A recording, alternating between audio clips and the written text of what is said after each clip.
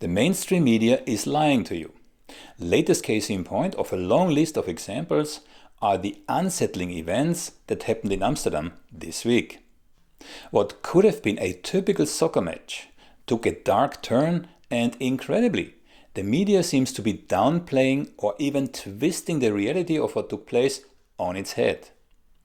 In this clip, I'm going to analyze these events, look at Mossad's alleged involvement, examine how the mainstream media, particularly outlets like the BBC, portrayed this, and question whether this coverage aligns with any ethical journalism standards.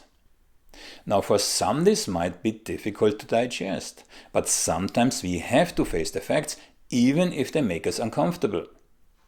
This week on November 7th, 2024, a European League game brought Israeli so-called soccer fans to Amsterdam, and soon the town virtually descended into chaos. This wasn't just disruptive behavior. What was supposed to be a friendly match quickly escalated into something more than just the almost already usual violence associated with soccer. The city saw crowds of highly aggressive Maccabi Tel Aviv supporters chanting violent, openly racist slogans. According to numerous sources on the ground, they didn't just jeer at Palestinian flags, they climbed houses and tore them down whilst shouting phrases like "Death to Arabs," "Gas Gaza," and "Let the IDF bleep the Arabs." Just think about the underlying message here. This isn't about sports anymore, it's a public endorsement of violent ethnic hatred. But it goes even deeper. Video footage shows these same fans mocking and disrupting a moment of silence held in the stadium for Spanish flood victims. That's right, a solemn minute meant to honor the people who had died in the recent floods in Spain was completely disrespected. Why? Simply because Spain has recognized Palestinian statehood and endorsed an arms embargo on Israel. This disrespect wasn't a random act. It had political intent. But the question we need to ask is, why aren't more people, especially journalists, talking about this? And now here is where it gets really alarming. Reports have surfaced suggesting that Mossad agents, the very people responsible for intelligence and covert operations in Israel, accompanied these Israeli supporters to Amsterdam. According to multiple sources, Mossad's official reason was to ensure fan safety. But it raises critical questions.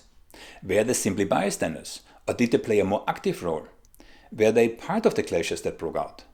And if Mossad was indeed not only present but active on the scene, what exactly was their role? Now, the media's reaction to this has been almost surreal. Instead of reporting the provocations, the racist chants, the incitement to violence, most outlets, particularly the BBC, published headlines like "Israeli football fans attacked in Amsterdam." This narrative paints the Israeli fans as passive victims, completely ignoring the aggressive and incendiary behaviors that ignited the situation in the first place. And let's be clear, this isn't just about one headline.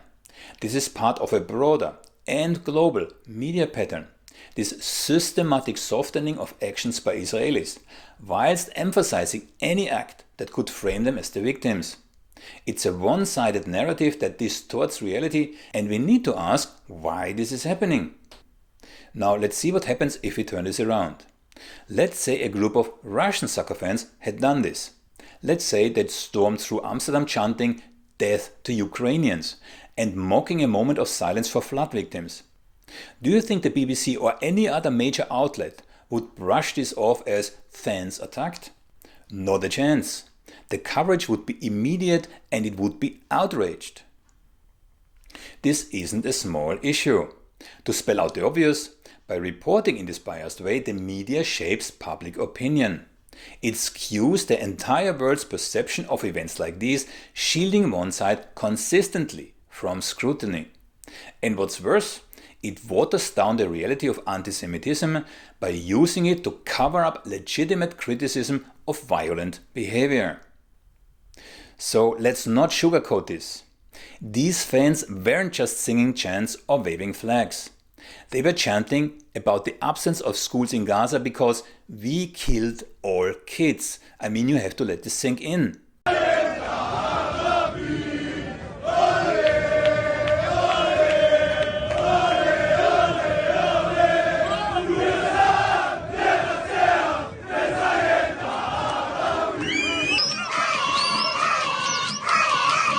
These aren't harmless towns. These are declarations of violence, of genocide really. Under the 1948 Genocide Convention, calls like this actually constitute incitement to genocide, a grave international crime. And it's not just a random statement. It's something that could have severe legal implications in any country that ratified the convention, including the Netherlands. So while Israeli perpetrators and instigators have returned safely home to Israel, Dutch participants in the clashes are being rounded up as I'm recording this. Yet here we are with the BBC framing this as though the Israeli fans were simply targeted. Why? Why isn't the media holding Israel to the same standards as anyone else? This is a serious question of journalistic ethics and we need answers. Is it a fear of being called anti-Semitic? Or is there a political or economic incentive at play? Or are these news organizations purposefully complicit in amplifying a specific narrative that serves particular interests?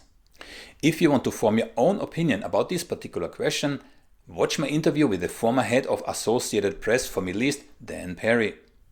Several media analysts argue that the media's selective outrage and biased coverage are more than just poor reporting. They are part of a larger strategy to shield certain countries, like Israel, from global criticism. When the media reframes these events to favor one side, they obscure the facts and dilute the seriousness of actual anti-Semitism. This isn't just biased reporting, it's dangerous propaganda. It diverts attention from real injustices, like the bombings of Gaza and Lebanon, and the killing of tens of thousands of civilians, while amplifying narratives that keep Israel shielded from accountability. We need to call this out. Selective outrage doesn't serve the truth. It serves a narrow agenda.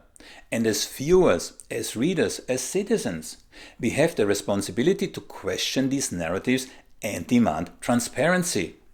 It's really time to challenge these media narratives. We need headlines that reflect reality, not sanitized versions of it that make one side seem innocent while obscuring their violent acts.